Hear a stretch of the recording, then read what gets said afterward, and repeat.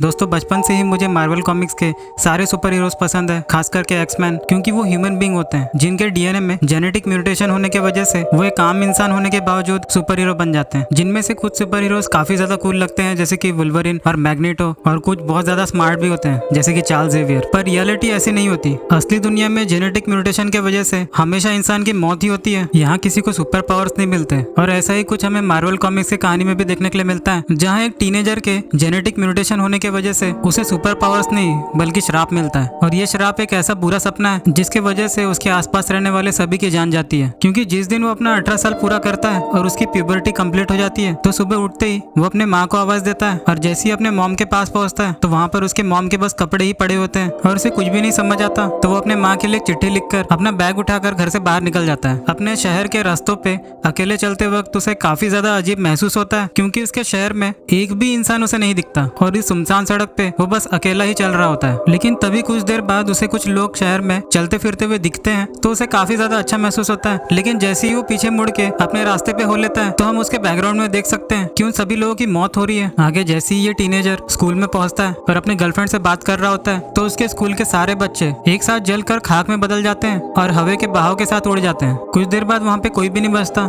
जिसके बाद हम रात वाला सीन देखते हैं, जहाँ वुल्वरिन मतलब कि हमारा लोगन एक गुफा के अंदर आग जलाकर जाता है। जहाँ गुफा के अंदर से वुल्वरिन को एक आवाज आती है कि तुम यहाँ से भाग जाओ वरना तुम्हारी भी जान चले जाएगी। पर वुल्वरिन को इस बात से कोई फर्क नहीं पड़ता। वो अपना बियर पीते हुए उस लड़के के साइड में जाकर बैठ जाता है। वुल्वरिन उस बच्चे को बहुत अच्छे से समझाता है कि वुल्वरिन के हीलिंग फैक्टर की वजह से उस बच्चे के पावर्स वुल्वरिन के जान नहीं ले सकते। आगे वो इस चीज को भी एक्सप्लेन करता है कि उसे चार्ल्स ज़ेवियर ने इस बच्चे के बारे में बताया और उन्होंने वुल्वरिन को उस बच्चे के पास भेजा। इस बात को जान लेने के बाद वो बच्चा समझ जाता है कि वो एक म्यूटेंट है और उसने कई सारे लोगों की जान ली है। आगे जैसे ही वो बच्चा वुल्वरिन से पूछता है कि उसने कितने लोगों की जान ली है, जिस बात को सुन लेने के बाद वुल्वरिन उसे जवाब देते हुए कहता है तुमने 265 से भी ज्यादा लोगों की जान ली है। इस बात को जान लेने के बाद वो बच्चा खुद से ही नफरत करना शुरू कर देता है और आगे वो वुल्वरिन से कहता है कि मैं एक्समैन भी तो बन सकता था। जिस पर वुल्वरिन कहता है शायद कभी तुम एक्समैन बन पाते। इसके बाद वुल्वरिन उसे एक बात बताता है कि अगर सरकार को पता चल जाए कि किसी म्यूटेंट ने इतने सारे आम इंसान लोगों को जान से मार दिया है, तो सरकार म्यूटेंट्स का जीना मुश्किल कर देगी। तो बच्चा लोगन को अपनी सारी ख्वाहिशें बताता है जो कि एज ए टीनेजर वो करना चाहता था, जैसे कि अपने घर को छोड़कर बाहर घूमने जाना, अपने दोस्तों के साथ पार्टी करना और भी बहुत सारी चीजें। और इन सारी चीजों को कहने के बाद वो काफी देर तक रोता है और शांत होकर वुल्वरिन को अपनी जान लेने के लिए कहता है। और इसके बाद हम वुल्वरिन को गुफा से बाहर आते हुए देखते हैं, जहाँ उस बच्चे की मौत हो चुकी थी। ये कहानी बहुत डिप्रेसिंग लगती है, लेकिन यही सच है,